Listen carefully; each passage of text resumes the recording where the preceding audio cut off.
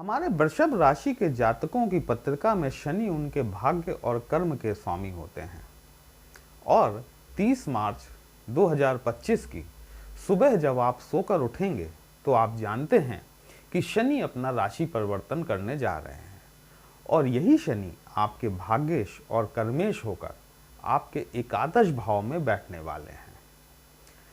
ये 2.5 साल हमारे वृषभ राशि के जातकों के लिए किस प्रकार के रहेंगे, इसी पर हम आज चर्चा करने वाले हैं। और आज हम सिर्फ और सिर्फ आपके शनि ग्रह पर ही चर्चा करने वाले हैं, इसमें अन्य किसी प्लेनेट को हमने शामिल नहीं किया है। जी नमस्कार दोस्तों, कैसे हैं आप सभी।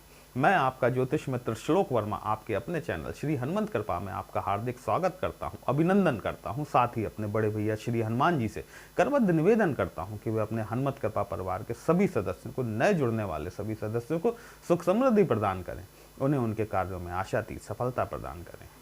30 मार्च की सुबह जब आप सोकर उठेंगे दोस्तों, तो आप देखेंगे कि आपके भाग्य भाव के स्वामी, ये आपका भाग्य भाव होता है, ये 10th हाउस है ना, और आपका कर्म भाव जहां पर कि शनि अभी तक मौजूद है। 29 मार्च 2025 तक शनि आपके कर्म क्षेत्र में मौजूद हैं। ये शनि अब आपके 11वें भाव में ट्रांजिट करेंगे।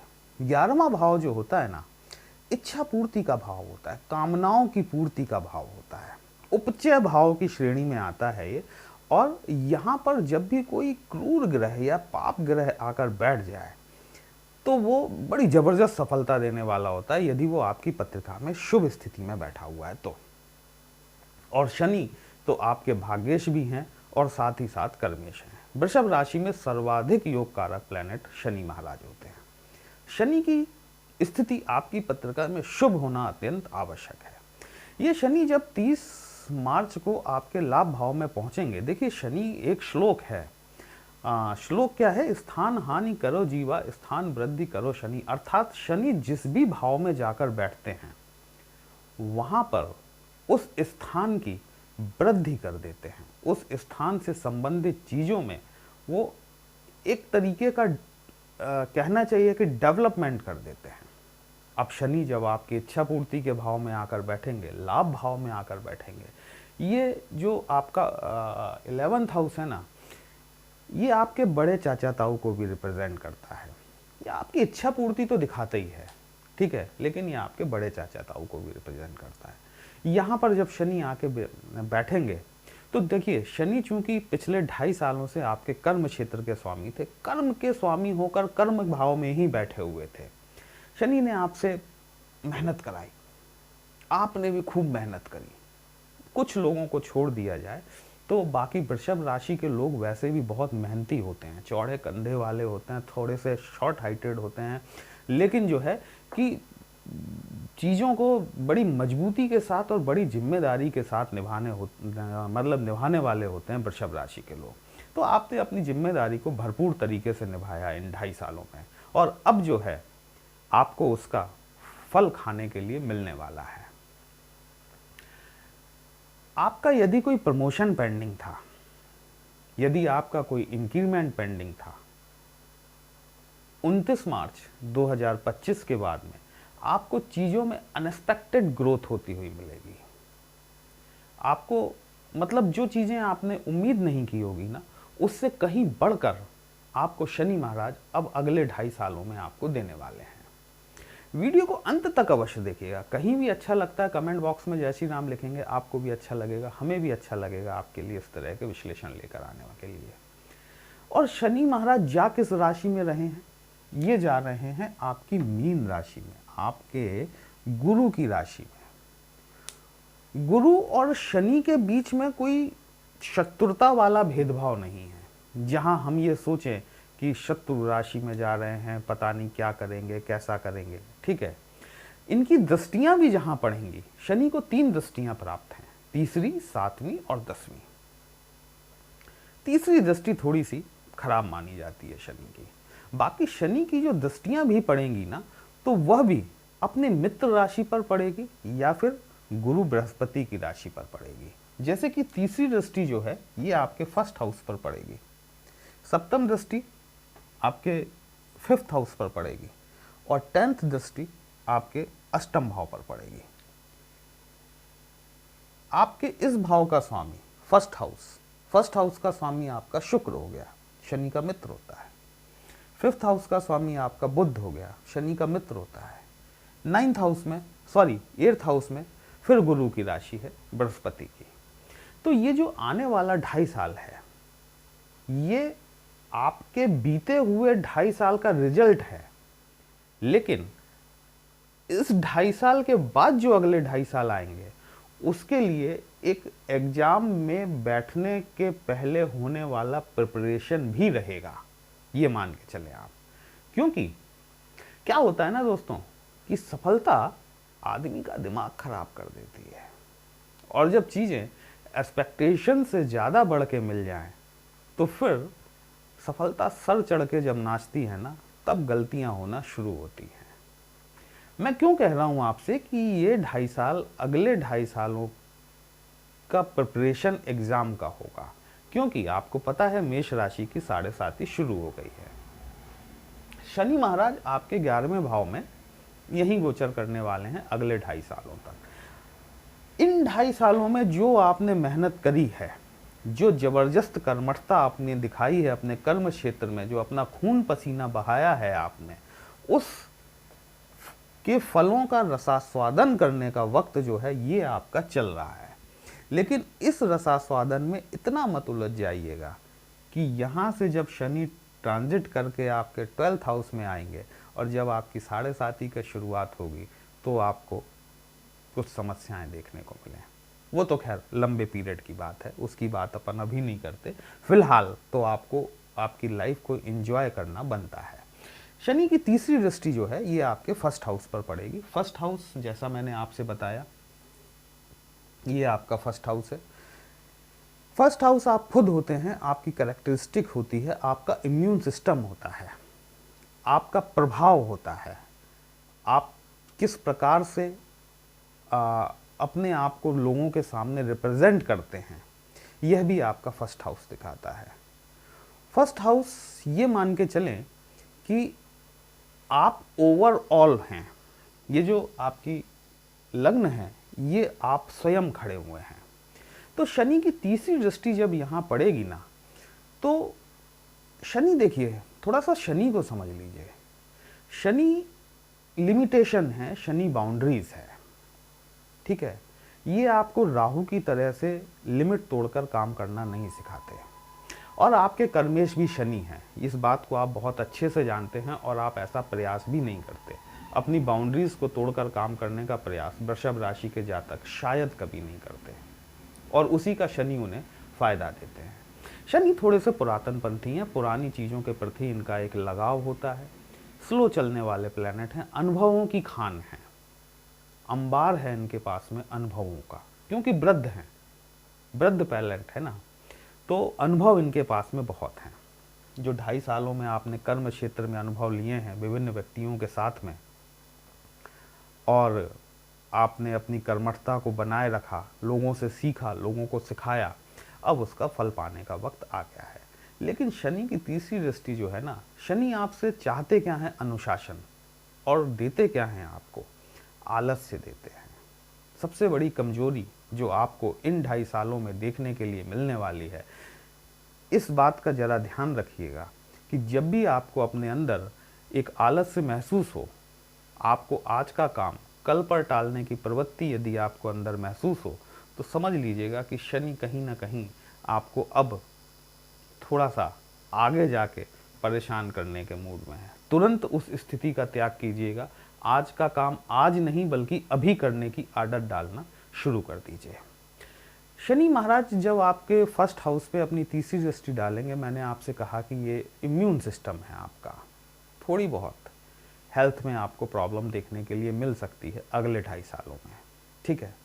तो उससे कोई टेंशन लेने की ज़रूरत नहीं है, वो सब धीमे धीमे ठीक हो जाएगी। शनि की 7वीं दृष्टि होती है जो कि आपके पंचम भाव पर पड़ेगी। ये 5th हाउस, ये आपकी एजुकेशन को रिलेट करता है। पंचम भाव बेसिकली आपके पूर्व जन्म में किए गए पुण्य कर्म, या हम ये मान लें कि हमने पिछले जन्मों में जो कर्म किए थे उसका फल हमें इस जन्म में किस प्रकार से मिलने वाला है, ये आपका पंचम भाव दिखाता है दोस्तों।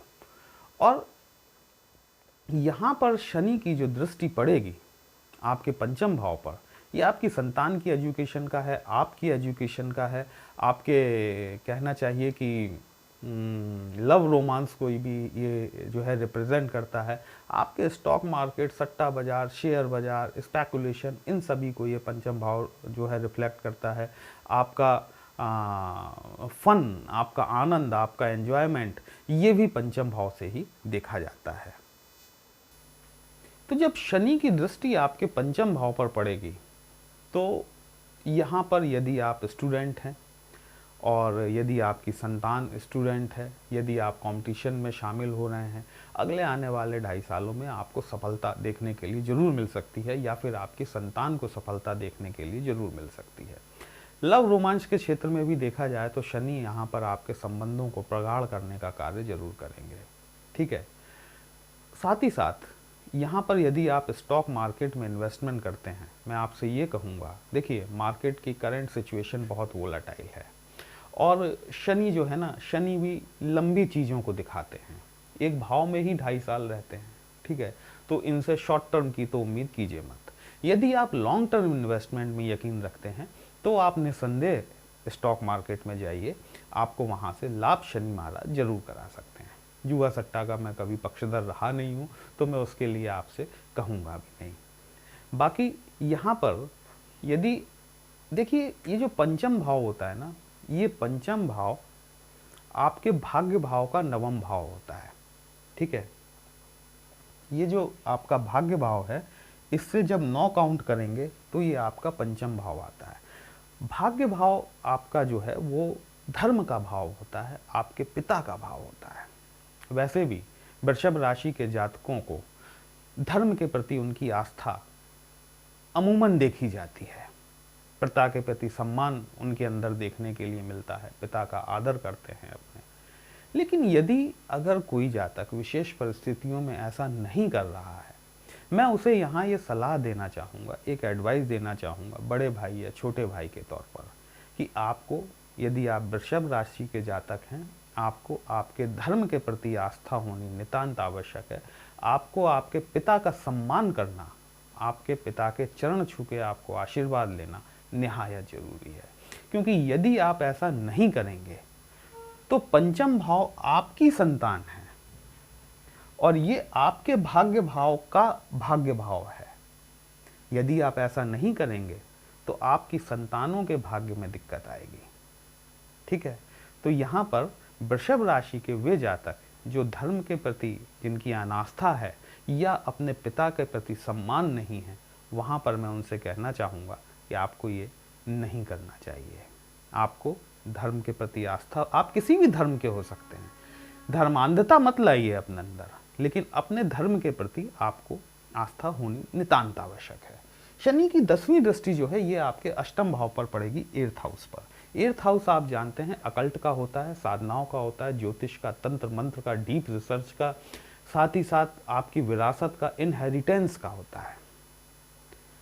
अगले आने वाले 2.5 सालों में हमारे वृषभ राशि के जातक जो हैं वो अकल्ट के प्रति आकर्षित हो सकते हैं, साधनाओं के प्रति आकर्षित हो सकते हैं, ध्यान के प्रति, मेडिटेशन के प्रति, स्पिरिचुअलिटी के प्रति आकर्षण इनका देखने के लिए मिलेगा।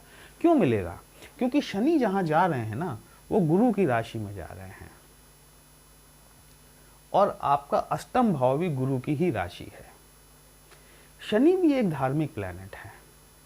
ठीक है, तो जब ये गुरु के घर में जाएंगे और गुरु के घर को देखेंगे तो स्पिरिचुअलिटी बढ़ना, अध्यात्म बढ़ना, इनके प्रति आपका रुझान बढ़ना, ज्योतिष के प्रति आपका रुझान बढ़ना, वास्तु के प्रति आपका रुझान बढ़ना, डीप गहराई में जाकर आपको वहां से मोती निकालना, ज्ञान का मोती, उसमें आपका रुझान बढ़ने वाला है। वे सभी जातक जो कि पीएचडी, डीलिट जैसे रिसर्च में हैं, वो रिसर्च फील्ड में हैं, या फिर आप माइनिंग के क्षेत्रों से जुड़े हुए हैं, पेट्रोकेमिकल्स या फिर हमारी सिक्योरिटी सर्विसेज, इन क्षेत्रों से जो जुड़े हुए जातक हैं, निसंदेह तौर पर अगले आने वाले 2.5 सालों में शनि उनके लिए बहुत फेवरेबल कंडीशंस का निर्माण करने वाले हैं। ये सारी बातें तब संभव हैं, देखिए आपके शनि महाराज इन 2 भावों के स्वामी हैं निसंदेह तौर पर, और दोनों ही शुभ भाव हैं। लेकिन इन 12 भावों में शनि कहीं भी बैठे हो सकते हैं आपके नेटल चार्ट में। यह जो मैंने आपको विश्लेषण बताया है, ये मैंने गोचर के ट्रांजिट के आधार पर बताया है। मुझे नहीं पता कि शनि आपकी पत्रिका में किस स्थिति में बैठे हुए हैं, किन नक्षत्रों में बैठे हुए हैं, पीड़ित तो नहीं है, नीच के तो नहीं है, शत्रुपेक्षी तो नहीं है, ठीक है। ये सारी चीजें ट्रांजिट के आधार पर जो मैंने आपको बताई हैं, यदि शनि आपकी पत्रिका में शुभ हैं, और आप इनसे मैच करके देख लीजिएगा, यदि आपको ये शुभत्व महसूस होता है तो आप मान लीजिएगा कि आपके शनि आपकी पत्रिका में शुभ हैं, और एकादश भाव में पहुंचने के बाद में आपको शुभ परिणाम देने वाले हैं। यदि शुभ भी नहीं है तो थोड़ा सा दृष्टियां जो इनकी पड़ेंगी, तीसरी, 7वीं और 10वीं, वहां पर आपको थोड़ी बहुत समस्या देखने के लिए मिल सकती है। जैसे कि संतान की एजुकेशन में रुकावट, आपकी अपनी एजुकेशन में रुकावट, लव रोमांस में आपको प्रॉब्लम आना, या फिर 8th हाउस से रिलेटेड कोई प्रॉब्लम आना, ये इस तरह की चीज़ें आपको देखने के लिए मिल सकती हैं। लेकिन लाभ भाव तो आपका शनि निश्चित तौर पर बढ़ाने वाले हैं। दोस्तों, यदि विश्लेषण कहीं भी अच्छा लगा हो तो अपने इस चैनल को लाइक, शेयर और सब्सक्राइब जरूर कर लीजिएगा। यदि हमसे पत्रिका का विश्लेषण कराना चाहते हैं, हमारा व्हाट्सएप नंबर थंबनेल में दिया गया है। पर्सनल कंसल्टेशन पेड होता है, एक छोटी सी फीस आपको पे करनी होती है। आपकी समस्या का उचित समाधान हमारे द्वारा करने का प्रयास जरूर किया जाता है। चलिए फिर मिलते हैं, तब तक के लिए जय श्री राम।